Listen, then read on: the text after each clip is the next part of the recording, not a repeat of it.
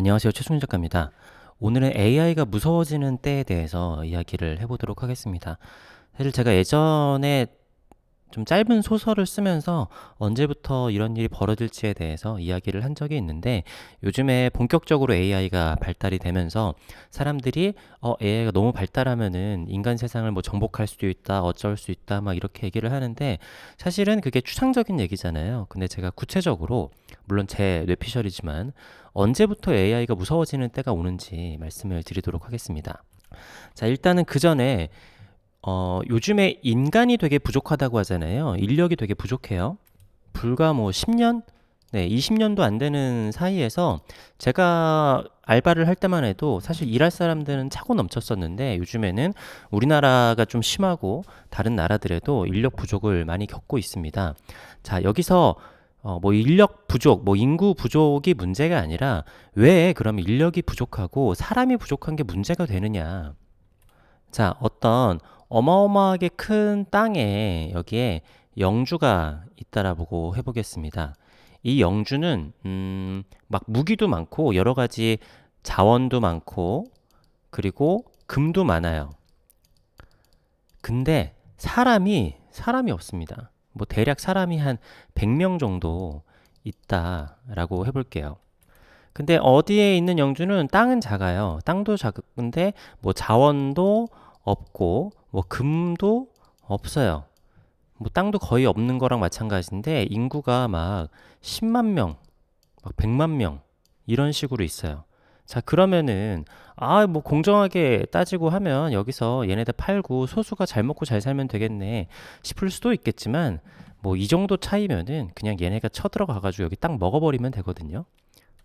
그러니까 제가 극단적으로 얘기를 하기는 했지만 인구가 많은 게 사실은 굉장히 많은 측면에서 장땡입니다. 자, 왜냐면 요즘에 뭐 애 안 낳아도 돼, 그냥 뭐 이대로 살지 뭐라고 할 수 있겠지만, 우리가 가지고 있는 이 자원들이라는 거는요, 인간을 기본으로 합니다. 자, 이 자원도 그렇고 이 금도 그렇고 인간이 없으면 아무런 의미가 없어요. 내가 100억을 가지고 있던 1000억을 가지고 있던 좀비 세상이 돼서 그거를 쓸 수 있는 시스템과 인간이 존재를 하지 않으면은 아무 의미 없습니다. 제가 그리고 있는 그림도 그렇고.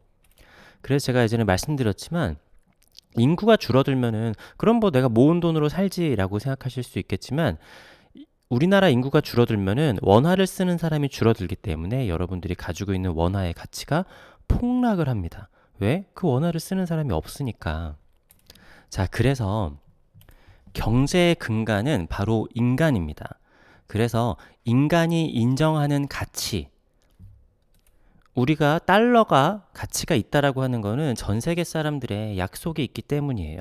누군가가 갑자기 파기를 한다 그래도 그래도 달러는 사람들이 많이 쓸 것 같은데, 그런 사람들의 인정에서 모든 것들이 기인을 합니다. 제 그림이 저게 무슨 가치가 있어? 라고 하는 것도 많은 사람들이 이거는 가치가 있는 것 같아 라고 해서 인정을 해줬기 때문에 가치가 있는 겁니다. 자, 근데 인구가 줄어들고 그러면은 AI가 인간을 대체할 수 있지 않을까라고 생각할 수 있겠지만, 지금 현재 법상으로는 AI는 아니면은 뭐 안드로이드 로봇은 인간의 역할을 대체할 수가 없습니다. 자, 인간과 뭐 동물, AI 이런 것의 가장 큰 차이점은, 뭐 머리가 좋거나 여러 가지 뭐 그런 것도 있을 수는 있겠지만, 가장 큰 차이는 바로 권리의 유무입니다. 뭐냐면요, 투표를 할 수 있는 권리, 아니면은 재산을 소유할 수 있는 권리. 여기서 사실은 제일 기본이 되는 게 재산을 소유할 수 있는 권리가 가장 기본이라고 할 수 있겠습니다.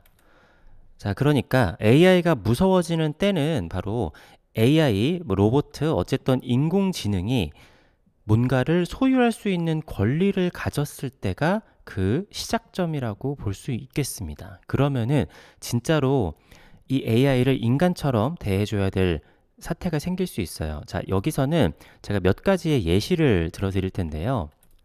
자, 앞으로 혼자 사는 사람들이 많거나 아니면 외로운 사람들이 있거나 아니면 가족이 있다고 하더라도 이 사람의 친구가 AI나 인공지능 뭐 이런 게 될 수 있습니다. 그런 영화들 많이 있죠.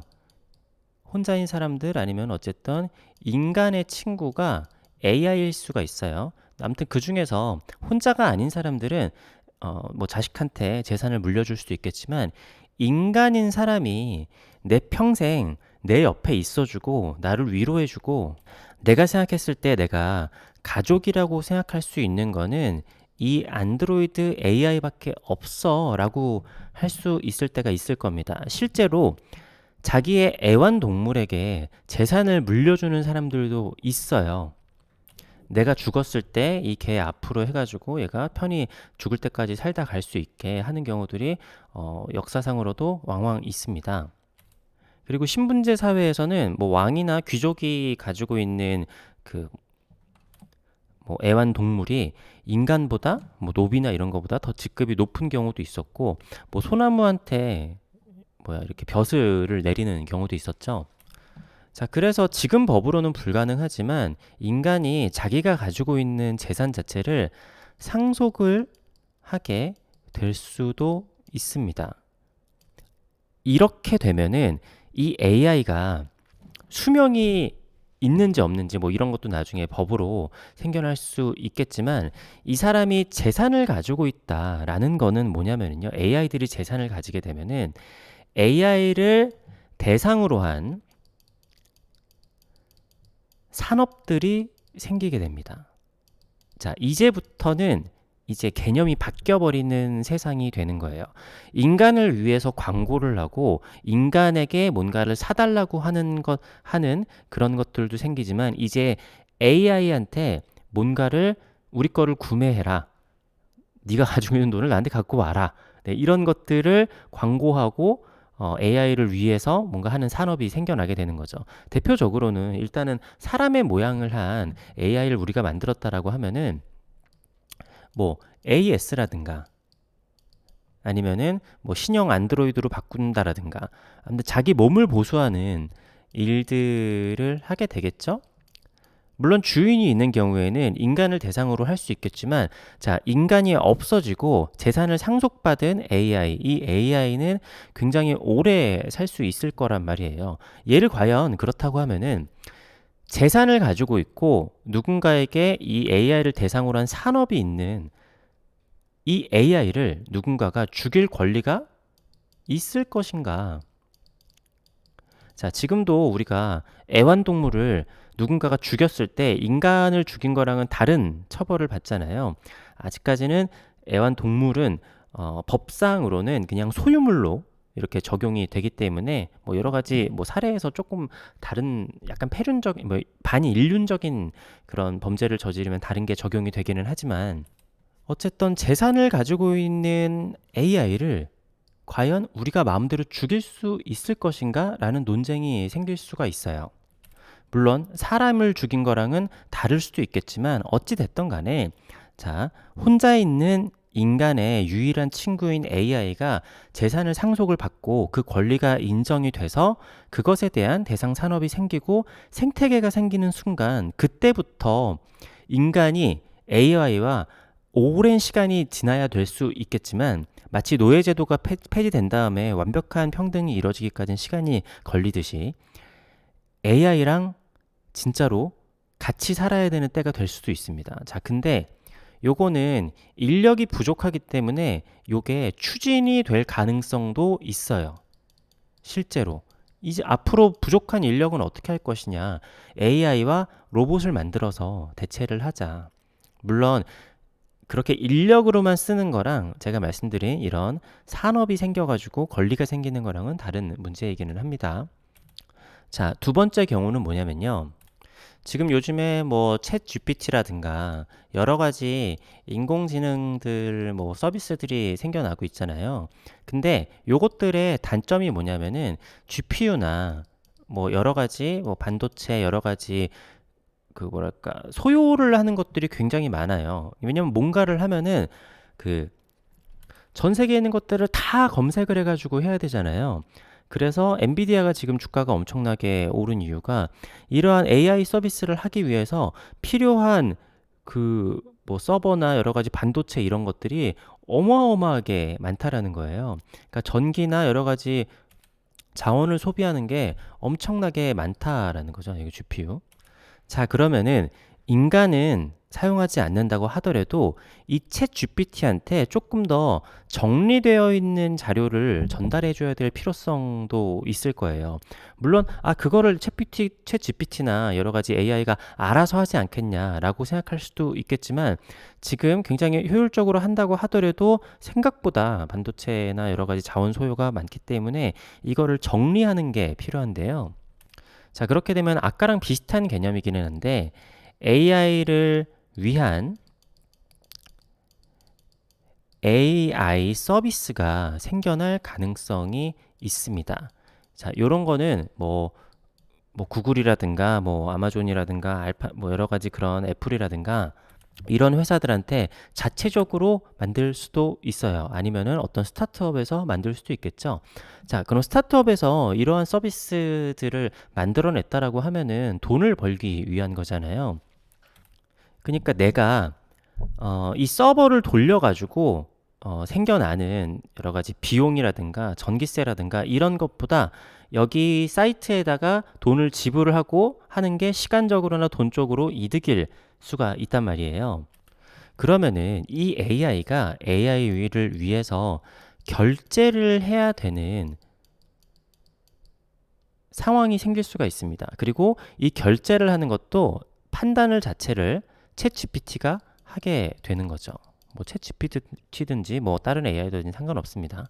판단을 해서 결제를 할 수 있다라는 거는 이거는 아까 제가 말씀드렸지만 다시 한번 재산에 대한 권리가 시작점이 될 수 있는 겁니다. 자, 요즘에 이미지를 AI가 생성하는 것들이 굉장히 많잖아요. 근데 그러면 그럴수록 저작권에 대해서 더 깐깐해질 수도 있어요. 앞으로 이 저작권을 어떻게 풀지가 굉장히 문제일 거거든요. 그래서 어떤 이미지를 합성을 할 때도 이 AI가 이미지를 사와야 될 수도 있습니다. 자, 지금은 AI가 만든 이미지 자체를 뭐 저작권이나 이런 것들에 대한 법률이나 그 체계가 정립이 되어 있지 않지만 분명히 자기들이 돈을 들이고 지금 뭐 서버랑 여러 가지들을 유지하는데 천문학적인 돈이 들어가는 데서 만들어낸 이미지인데 이거에 대해서 저작권을 이렇게 주장하지 않을 수가 없어요. 그렇다고 해서 이거를 전부 다 기존의 그런 이미지 서비스처럼 비싸게 할 수는 없을 거란 말이죠. 그리고 인간이 이러한 이미지를 요구를 하는 것보다 AI가 요구하게 되는 거는 굉장히 많고 어떻게 보면 빈도수가 더 많을 수 있잖아요. 그렇기 때문에 가격은 적게 들어간다고 하더라도 이것에 대해서 결제가 지속적으로 생길 가능성들이 있습니다. AI 효율성을 위한 결제 권리. 자, 이 모든 것은 바로 돈에 대한 권리, 그러니까 재산에 대한 권리를 AI가 갖게 되는 그 순간부터 진짜로 우리가 AI를 무서워해야 될 그런 상황이 생긴다라는 거예요. 자, 이렇게 되면 아까 이 AI를 죽여도 되나 안 되나 라는 것에 대해서 문제가 생긴다 그랬잖아요. 왜냐면은 내가 AI를 죽였어요. 자, 이 AI를 죽였어요. 자, 그러면 이 AI가 가지고 있는 돈은 어떻게 되나요? 그러니까 재산을 가지고 있잖아요. 그럼 내가 얘를 죽이고 내가 갈취를 했어요. 그러면은 얘는 돈을 가지고 있을 권리가 있기 때문에 이거는 강도 지시 되어 버리는 겁니다. 이거는 굉장히 중범죄가 되게 되겠죠. 그러니까 이 돈에 대한 권리, 재산에 대한 권리가 생긴다라는 게 생각보다 굉장히 많은 것들이 가져가게 되는 거예요. 자, 이게 노예가 있고 주인이 있잖아요. 이 둘의 가장 큰 차이점은 바로 재산에 대한 권리입니다. 노예는 뭔가를 가질 수 없어요. 왜냐? 노예는 애초에 주인이 가지고 있는 소유물이기 때문에 노예는 뭔가를 가질 수 없습니다. 물론 역사상으로는 노예도 뭐 가지는 경우도 있고 그렇기는 하지만 기본적으로 노예는 소유물이기 때문에 인간과 다른 점은 똑같잖아요. 뭐 살도 있고 눈, 코, 입 다 있고 똑같은 인간이지만 뭔가를 가질 수 있는 권리가 없다라는 게 그 사람을 비인간적으로 만드는 거거든요. 하지만 AI가 뭔가를 가질 수 있는 권리가 생김과 동시에 그때부터가 진짜로 무서워지는 거다. AI가 정말로 얼마나 똑똑해지고 뭔가를 해서, 그러니까 똑똑해진다고 하면 뭐가 무서워지는 거냐면요. 똑똑해져서 이러한 법적인 것을 건드릴 수 있는, 그러니까 이런 자신의 권리들을 주장할 수 있는 상황을 만들 정도로 똑똑해지는 게 문제가 되는 거지, 그냥 똑똑해지는 거는 사실 인간 세상을 위협하는 건 아니에요. 얘가 정말 똑똑해져서 막 정치적으로도 움직이고 여러 가지 막 사건 사고를 만들어서 법률을 만들었어요. 이렇게 똑똑해지는 게 문제가 되는 거지, 단순하게 뭔가를 깊이 사고할 수 있고 뭔가 계산을 빠르게 한다라는 거는 위험한 거는 아니거든요. 우리의 좋은 도구가 될 뿐인 거지. 네, 아무튼 오늘은 뭐 이건 제 뇌피셜이지만 AI가 진짜 무서워지는, 네, 그 시점에 대해서 이야기를 해봤습니다. 빠른 뭐 미래가 될 수도 있고 먼 미래가 될 수도 있다라고 생각하는데, 이런 게 올 가능성은 굉장히 크다라고 봐요. 인구가 급격하게 줄어들고 혼자 사는 1인 가구가 많아지는 상황 속에서 AI가 빠르게 발전을 하고 있기 때문에 제가 첫 번째로 얘기했었던 사례가 생길 가능성도 크다라고 보고요. 만약에 AI가 진짜로 똑똑해서 지금의 저출산과 이러한 상황을 만들어냈다, 애초에 여론 조작이나 사람들의 갈등을 부추겨가지고 그렇다라고 하면은 우리는 이미 똑똑한 AI의 그 소나기에서 놀아나고 있는 걸 수도 모르겠습니다. 감사합니다.